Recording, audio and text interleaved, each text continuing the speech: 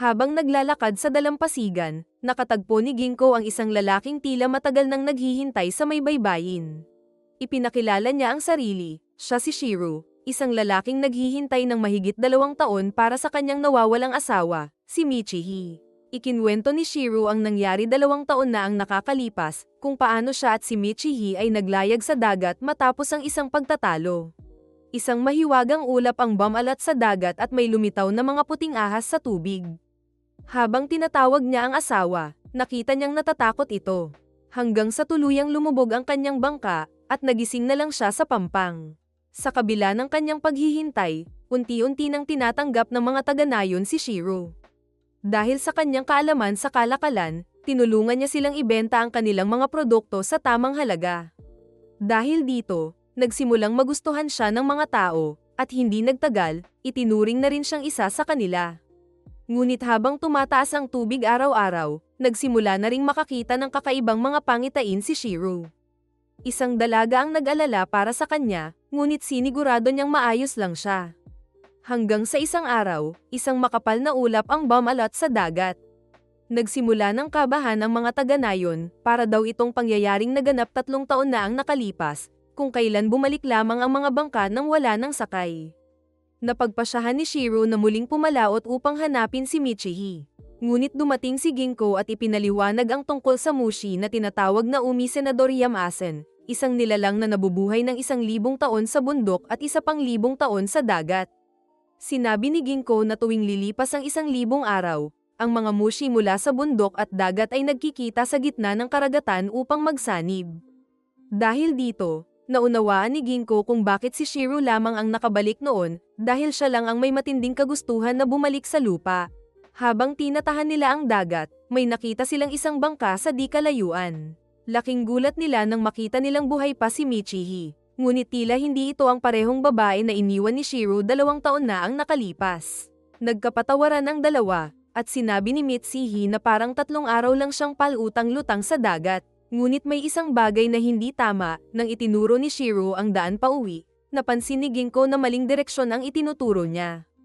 Doon niya napagtanto, si Michihi ay hindi na tao. Siya ay isa ng bahagi ng mushi. Sa isang iglap, ang kanyang anyo ay tuluyang nagbago, at kasama ng mga ahas dagat, naging isang dambuhalang higad na lumipad papalayo sa alapaap. Samantala, sa bayan, tuluyan nang sumuko ang mga taga-nayon sa paghahanap kina Shiro at Ginko. Isang buwan ang lumipas bago sila muling nakabalik sa pampang. Napagtanto ni Ginko na sa loob ng ulap, ang oras ay dumadaloy sa bilis ng mga mushi. Kinabukasan, inanod sa pampang ang bangka ni Michihi. Natagpuan ng dalagang tumulong kay Shiro ang isang lumang kimono, ang pag-aari ni Michihi. Habang tinitingnan ito, mahinang sinabi ni Shiro na napakaganda pa rin ito, isang paalala ng isang nakaraan na kailanman ay hindi na niya mababalikan.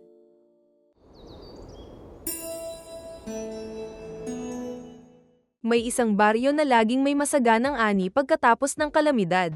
Pero pagkatapos ng bawat anihan, may isang taong namamatay. Narinig ni Ginko ang usap-usapan tungkol sa lugar na ito, kaya nagpunta siya upang alamin ang misteryo. Nakilala niya si Sunny, isang batang may kakayahang makakita ng mga bagay na hindi nakikita ng iba. Ayon kay Sunny, pagkatapos ng masaganang ani, may isang taong matutubuan ng isang espesyal na ngipin, ang auspicious tooth. At kapag ito ay nalaglag sa pagtatapos ng taglagas, mamamatay ang taong iyon. Ang head priest ng nayon lang ang nakakakita ng nalalaglag na ngipin. At dahil si Sunny ay may kaparehong kakayahan, siya ang itinuturing na susunod na pari. Nakipagkita si Ginko sa head priest at binanggit ang Narazo Seed, isang misteryosong binhi na nagdudulot ng masaganang ani, ngunit may kapalit na buhay. Itinanggi ng head priest na mayroon nito sa kanilang baryo. Pero napansin ni Ginko, alam ng pari kung ano ito. Kinumpirma ng pari na isang mushishi noon ang nagtanim ng Narazo Seed sa isang light vein, isang daluyan ng enerhiya na nagpapalakas sa lupa, pero may kapalit. Plano niyang ipaalam sa mga tao ang tungkol sa Narazo Seed upang mapilitang lumikas ang mga taga-nayon, kahit pa hindi na sila bumalik. Ngunit sinundan siya ng pari, ayaw niyang mawala ang kanilang lupain. Sa hindi inaasahan pangyayari, nawalan ng malay ang pari. Ipinagtapat ni Sunny na matagal nang hindi maganda ang pakiramdam ng pari at umiinom siya ng gamot. Hindi ito ordinaryong gamot, kundi lason. Ang pari mismo ang nagpapahina sa kanyang katawan, upang siya ang piliin ng Nar-Azotide bilang susunod na alay. Ginamit niyo ito dati ngunit hindi niya alam na may sakit ang kanyang asawa. Siya ay tinubuan ng ngipin at namatay. Dumating ang anihan, at tulad ng inaasahan, ang pari ang nagkaroon ng ngipin. Sa pagtatapos ng taglagas, nalaglag ang ngipin at namatay ang pari. Pinulot ito ni Ginko at iniutos kay Sunny na huwag itong ipagsabi kanino man. Bago mamatay ang pari, nagkaroon sila ng lihim na pag-uusap ni Ginko. Iisiniwalat ni Ginko na may paraan upang maibalik siya sa buhay, pero may kapalit. Kung lulunukin niya ang binhi, mabubuhay siyang muli, ngunit habang buhay niyang dadalhin ang light vein. Hindi na siya tatanda, hindi na siya mamamatay. Kinabukasan, matapos niyang mabawian ng buhay, nagising siyang muli. Lumipas ang mga taon, at nabuo ang isang alamat, may isang lalaking hindi tumatanda, isang taong naglalakbay sa iba't ibang nayon. Paminsan-minsan, bumabalik siya upang magdala ng bagong kaalaman sa pagsasaka, upang lalo pang pagyamanin ang lupang kanyang iniwan.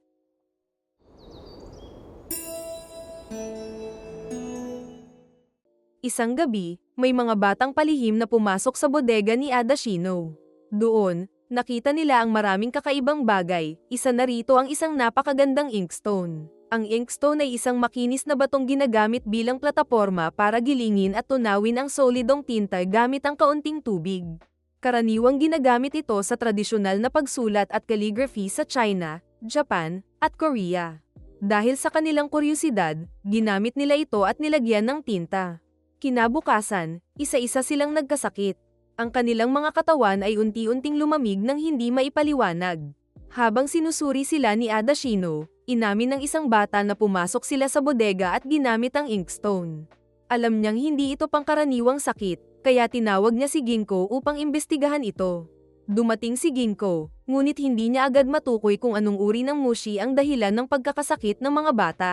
Maging ang nagbenta ng inkstone kay Adashino ay walang alam tungkol dito. Kaya't naglakbay si Ginko upang hanapin ang gumagawa ng inkstone. Dumating siya sa tahanan ni Tagane, isang gumagawa ng inkstone. Agad nitong nakilala ang bato at sinabi na matagal na niya itong hinahanap. Ikinwento niya na 3 tao na ang gumamit nito at namatay 1 buwan matapos nilang gamitin ito. Ipinagmamalaki niyang siya ang gumawa ng inkstone mula sa isang batong natagpuan niya sa isang kuweba. Ngunit 1 buwan matapos gamitin ng kanyang kasintahan, unti-unti itong nanlamig at namatay. Dahil sa trahedyang ito, tumigil na siya sa paggawa ng inkstone. Nagbalik sila sa nayon, at doon ay natukoy na ni Ginko kung anong mushi ang dahilan ng sakit ng mga bata. Dinala nila ang mga bata sa pinakamataas na bundok sa lugar. Pagdating sa taas ng bundok, biglang lumabas mula sa mga bata ang malaulap na usok. Ipinaliwanag niya na ang mushi na ito ay kumohami, isang nilalang na kumakain ng ulap at sanhi ng pag-ulan ng yelo. Dahil sa altitude, lumabas ang mushi sa kanilang katawan, kaya't bumalik sa normal ang temperatura nila. Gusto sanang sirain ni Tagane ang inkstone, ngunit tumanggi si Adashino dahil bahagi ito ng kanyang koleksyon. Nagbigay si Ginko ng mungkahi, gamitin ang inkstone upang ilabas ang natitirang mushi sa loob nito. Nang gawin nila ito, biglang bumuhos ang hailstone na sumire sa bubong ng ilang bahay. Nagpresenta si Tagane na bayaran ng pinsala, ngunit nag-alinlangan si Adashino kung paano niya iyon gagawin. Sa mungkahi ni Ginko, napaisip si Tagane.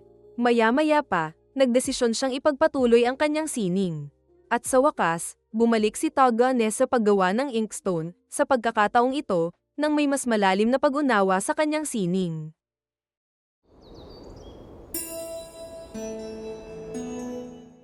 Habang tinatahak ng isang mag-ina ang isang masukal na bundok, bigla silang inabutan ng isang pagguho ng lupa. Pagmulat ng mata ng bata, si Yuki, natagpuan niya ang sarili niyang nakalubog sa putik at sugatan. Sa tabi niya, wala ng buhay ang kanyang ina. Nagpatuloy siyang gumapang sa kagubatan, kahit paunti-unti nang nawawala ng lakas ang kanyang katawan. Sa kanyang paglalakbay, natagpuan siya ng isang babaeng mushishi o mushi master na nagngangalang Nui. Dinala siya nito sa kanyang tahanan sa gilid ng isang lawa, kung saan sinimulan niyang gamutin ang kanyang mga sugat. Sa simula, may emotional distance si Nui kay Yuki. At sinabi ni Nui na maaari lang itong manatili sa kanyang bahay hanggang sa tuluyan siyang gumaling. Habang lumilipas ang mga araw, nagsimula nang magkaroon ng interes si Yoki sa mahiwagang mga nilalang sa paligid. Nalaman ni Nui na may kakayahan si Yoki na makita ang mga mushi, isang pambihirang kakayahan na bihira lang taglayin ng mga tao. Dahil wala ng pamilya si Yoki, unti-unting lamambat ang puso ni Nui at pinayagan siyang manatili ng mas matagal. Isang araw, may nadiskubre si Yoki sa lawa malapit sa bahay, mga isdang maputi na may tig-iisang mata. Ipinaliwanag ni Nui na ang mga isdang ito ay isang klase ng mushi na kumakain ng iba pang mushi at lumilikha ng kakaibang silver na liwanag. Sa matagal na pananatili sa liwanag na ito, pumuti ang kanyang buhok at nawala ang isa niyang mata. Hindi niya alam ang tunay na pangalan ng mushi na ito, kaya tinawag niya itong Ginkgo. Nabahala si Yoki na baka magpatuloy si Nui sa pananatili malapit sa lawa, baka tuluyan na rin siyang mawala. Matagal nang pinag-aralan ni Nui ang mga isda at napansin niyang kapag nawala rin ang huling mata nila, sila ay tuluyang nawawala. Dito niya naunawaan na ang tunay na banta ay ang Tokoyami. Isang uri ng mushi na nakakabit sa ginkgo, na siyang kinakalabasan ng matagal na exposure dito. Kapag ang isang tao ay na-expose ng matagal sa ilaw ng ginkgo, magbabago sila, magsisimula sa mata nila at eventually kakainin sila ng Tokoyami. Nagkwento si Nui na matagal na niyang hinahanap ang kanyang nawawalang pamilya, ngunit maaaring kinuha na sila ng Tokoyami at ang kanilang alaala. Sinabi niyang kung mahulog ka sa Tokoyami, kailangan mong ipikit ang isang mata at panghawakan ng isang alaala upang hindi maaga nito. Hindi nagtagal, naging malinaw na si Nui mismo ay hindi na rin makakatakas sa kapangyarihan ng Tokoyami. Sa harap mismo ni Yoki, tuluyan ng nilamon ng kadiliman si Nui. Sa matinding takot at pagkalito, tumakbo si Yoki palayo sa lawa at sa mahiwagang liwanag. Nang magising siya, wala na siyang maalala. Ang kanyang buhok ay naging puti, at ang kanyang kaliwang mata ay tuluyan nang nawala.